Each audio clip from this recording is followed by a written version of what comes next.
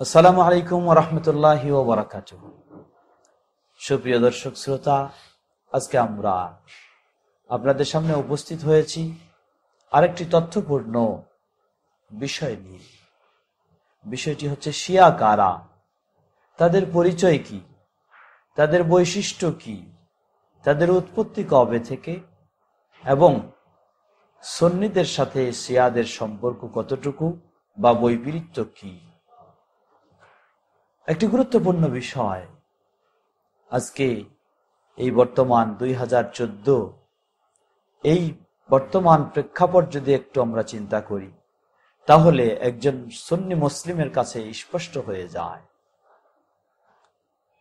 আমরা যদি সেই ইরাকের খবর নেই, সেই সিরিয়ার খবর নেই, সেই লেবাননের খবর নেই, এবং সেই পাকিস্তান, আফগানিস্তান, সর্বত্রই আপনি পাবেন আজকে সুন্নি মুসলিমেরা নির্যাতিত, তারা মাজলুম হিসাবে জীবনযাপন করছে। তাদের উপর যত ধরনের জুলুম নির্যাতনের স্টিম রুলার চালাচ্ছে এই সেই শিয়া সম্প্রদায়, এই শিয়া জাতি। সুতরাং শিয়া কারা, এদের পরিচয় একজন সুন্নি মুসলিমের কাছে অস্পষ্ট হওয়ার কথা নয়।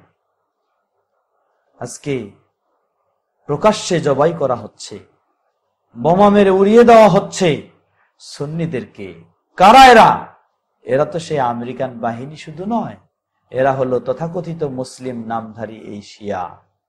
এরা সেই ইসরায়েলের ইহুদি নয়, এরা তথাকথিত নামধারী মুসলিম এই শিয়া। অতএব শিয়াদের পরিচয় আপনার জানতে আর বেশি বাকি নেই। শিয়া এটি একটি আরবি শব্দ, যে শব্দটির শাব্দিক অর্থ হচ্ছে সহযোগী, সহকারী, অনুসারী, সাহায্যকারী। তো সাধারণত শিয়া তারা দাবি করে থাকে তাদের এই নাম দিয়ে তারা আলী রাদিয়াল্লাহু আনহু ও তার পরিবারবর্গের সহযোগী, তাদের সহকারী, তাদের অনুসারী, তাদের সাহায্যকারী। এই দৃষ্টিকোণ থেকে তারা এই নামটি ধারণ করেছে। প্রকৃতপক্ষে আরো তারা দাবি করে থাকে আহলুল বাইত। আহলুল বাইতের তারা সহযোগী, সহকারী, সাহায্যকারী, অনুসারী। আহলুল বাইতের ব্যাখ্যায় আমরা পরে আসবো ইনশাআল্লাহ। আসলে শিয়া এই নামটি তারা সুন্দর অর্থ দেখেই ধারণ করেছে, কিন্তু বাস্তবে তার অবস্থান, তাদের অবস্থানটি যেন ভিন্ন, একেবারেই সম্পূর্ণ। আজকে মুসলিম মুসলিম সমাজের, সুন্নি সমাজের বড় শত্রু হচ্ছে, ইহুদ খ্রিস্টানদের চেয়েও বড় শত্রু হচ্ছে এই শিয়া সমাজ, যার বাস্তব প্রমাণ আপনি আজকে ইরাকে পাচ্ছেন, সিরিয়াতে পাচ্ছেন, লেবাননে পাচ্ছেন, ফিলিস্তিনেও পাচ্ছেন, পাকিস্তানেও পাচ্ছেন, আরো আফগানিস্তানে ইত্যাদি বহু দেশে, এবং ইরানে তো রয়েছেই। অতএব শিয়া এর শাব্দিক অর্থ হল সাহায্যকারী, অনুসারী। শিয়া প্রাথমিকভাবে তারা এই নামটি ধারণ করে, কিন্তু পরবর্তীতে তারা বিভিন্ন নামে পরিচিত হয়। তারা রাফেজি নামে পরিচিত হয়, তারা ইসনা আশারিয়া, ইমামিয়া, দ্বাদশপন্থী এ নামেও পরিচিত হয়। বিশেষ করে বর্তমান বিশ্বে শিয়া সমাজ তারা ইসনা আশারিয়া, দ্বাদশপন্থী, দ্বাদশ মতবাদের অনুসারী হিসেবে দ্বাদশপন্থী বলেই তারা পরিচিত।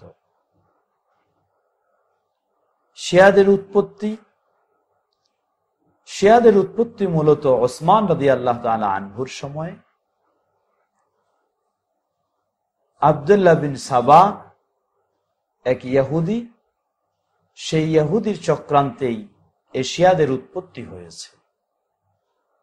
আব্দুল্লাহ বিন সাবা সে ছিল ইহুদি মুনাফিক। বাহ্যিকভাবে সে ইসলাম প্রকাশ করে, ইসলাম প্রচার করে, প্রকৃতপক্ষে তার ভিতরে ছিল নিফাকি, কুফরি। এই আব্দুল্লাহ বিন সাবা যার অনুসারীদেরকে বা যাদেরকে আলী রাদিয়াল্লাহু তাআলা আনহু তার সময় আগুনে জ্বালিয়ে হত্যা করেছিলেন, কারণ এরা আলী রাদিয়াল্লাহু আনহুর প্রতি শুধু অতিভক্তি নয়, বরং আলী রাদিয়াল্লাহু আনহুকে তারা ইলাহ হিসাবে, মাবুদ হিসাবেও গ্রহণ করে ফেলেছিল। তারা আলী রাদিয়াল্লাহু আনহুকে মাবুদ হিসাবেও ঘোষণা দিয়েছিল। অতএব সেভাবেই হচ্ছে এই শিয়া সমাজের উৎপত্তি। পরবর্তীতে আলী রাদিয়াল্লাহু আনহু থেকে হাসান রাদিয়াল্লাহু আনহু, হুসাইন রাদিয়াল্লাহু আনহু এবং তাদের পরবর্তী বংশধরের অনুসারী হচ্ছে এবং তাদের প্রতি অতি ভক্তি প্রদর্শনকারী যারা, এরাই হচ্ছে শিয়া। শিয়া এদের বৈশিষ্ট্য কি?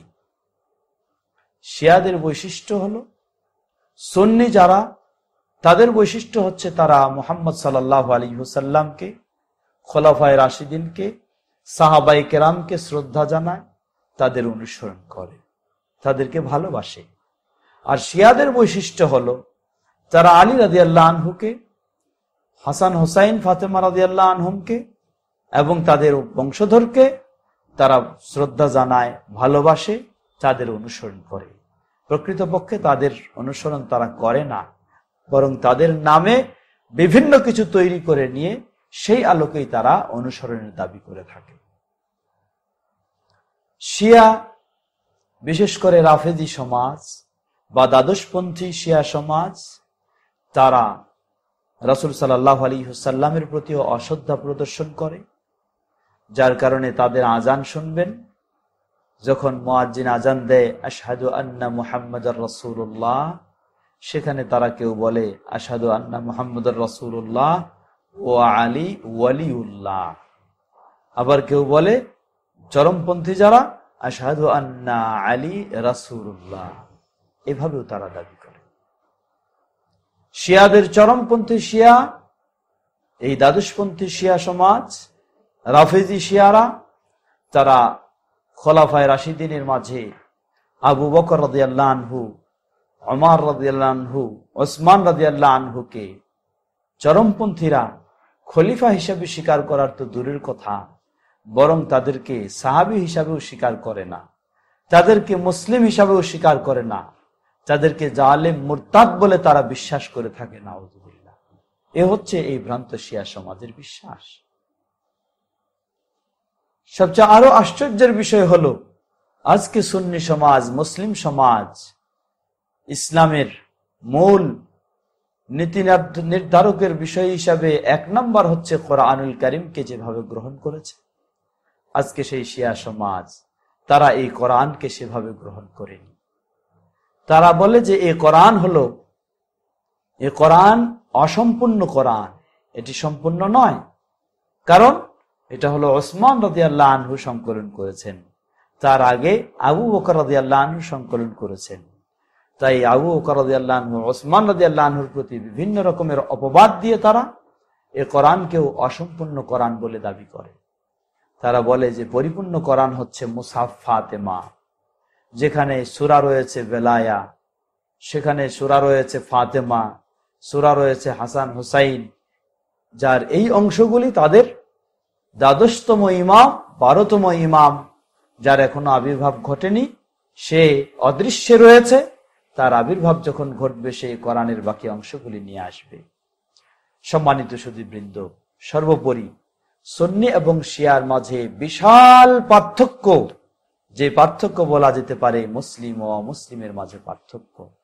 বিশেষ করে চরমপন্থী শিয়া যারা, তাদেরকে কোরআনের ক্ষেত্রে যাদের এই আকীদা যে পরিপূর্ণ কোরআন নয়, খোলাফায়ে রাশিদিনকে যারা মুসলিম বলে না, তারা তো কখনো মুসলিম হতে পারে না। সর্বোপরি শিয়াদের মাঝে কেউ হয়তো এই চরমপন্থী নয়, নরমাল শিয়া রয়েছে। যেই ধরনের শিয়া হোক না কেন, সকল শিয়াদের সুন্নিদের সাথে সম্পর্ক হলো, সুন্নিদেরকে কিছু ক্ষতি করতে পারলে, তাদের কিছু কষ্ট দিতে পারলে, এটা হচ্ছে শিয়াদের কাছে ফজিলতের বিষয়, এটা হলো তাদের কাছে সওয়াবের কাজ। অতএব আপনি শিয়াকে বন্ধু হিসাবে মেনে নিতে চাচ্ছেন, আপনাকে একটু চিন্তা করা দরকার, শিয়া কোন দিন মানে চলে, তারা কি কোরআন এবং সহিহ সুন্নাহর দিন মেনে চলে না কোনটি, একটু চিন্তা করা দরকার। আল্লাহ সুবহানাহু ওয়া তাআলা এই শিয়াদের সঠিক পরিচয় জেনে তাদের বিষয়ে আমাদের সঠিক অবস্থান গ্রহণ করে আমাদেরকে সঠিক পথের উপর প্রতিষ্ঠিত থাকার তৌফিক দান করুন।